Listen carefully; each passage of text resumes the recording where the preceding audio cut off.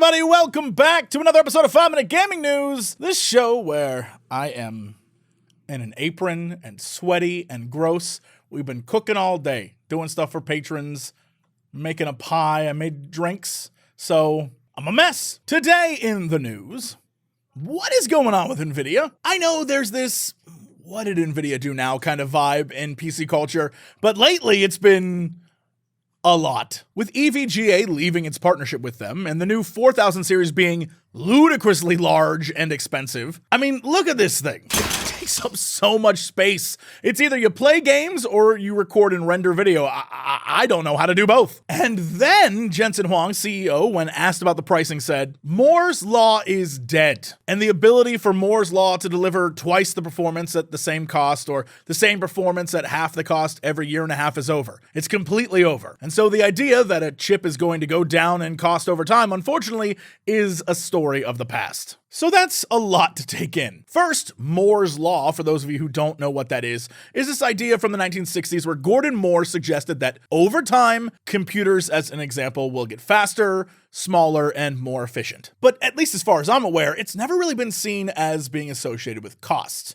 Just smaller and smaller and faster and faster and better. I have no idea why he chose to bring up Moore's Law here, but I assume it has to do with this honker of a giant graphics card and them trying to justify why it's so big. Cost-wise, when looking at the prices, I think it's safe to gauge what's actually going on here without corporate spin. For years and years, the top-end cards were $800, $900. Now they're $1,200. I'd wager this is partially due to the fact that we've all kind of just been slow-boiled to accept higher graphics card prices. Since the crypto boom and every rich kid with daddy's money building their mining facility in some warehouse, graphics card prices have exploded. Finding a 3080 Ti was near impossible, and if you really wanted one, you were looking at thousands of dollars from a scalper. But now, as the market of crypto dies a well-deserved death, the once proud hoarders of GPUs are dumping them all back on the market, and finally costs are coming back down. But I'd wager that Nvidia thinks everyone got slow-boiled enough that gouge-level pricing is the norm. We're not talking about a 4090 or a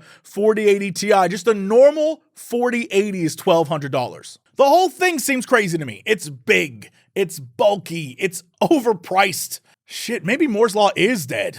And while we're skirting around the whole crypto world, let's talk NFTs. Today, Epic Games saw its first launch of an NFT game, Blanco's Block Party, which, as PC Gamer says, is sort of a Roblox-like creation game powered by everyone's favorite tech snake oil, Web3 and the blockchain. The reason I chose this article above all the others on the topic was that PC Gamer, during the 2020 PC Game Show, featured the game. And now they have to retract all of the things they said from a time when the idea of blockchain-based gaming was still in its unassuming infancy, as opposed to its current scammy, speculative, and recovering from recent crypto crash adolescence. It's actually pretty interesting to watch PC Gamer take a hard stance against NFTs. Honestly, totally here for it. Now we see what Epic does. Its biggest rival, Steam, already said hard no to NFT games, but Epic seems pretty alright with it. But I guess we'll see how long that lasts when the public gets its hands on more and more of this kind of trash. I mean, all you really need to know is that when you search for Blanco's Block Party on YouTube,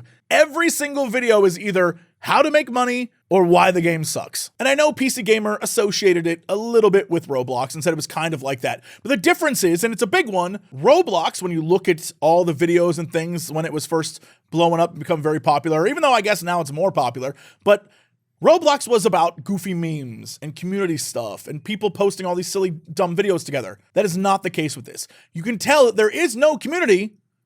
It's all marketplace. That's what this is. The games like this aren't about forming a community or forming a bond between players. It's about like outbuying, outselling, and getting the best deal you can for whatever the hell this thing is that you're going to spend $900 on. And that's why NFT games are a plague on this entire space, because it's not about community. It's not about coming together and enjoying a thing. It's about making a buck. And we're already struggling to do that every other part of our life.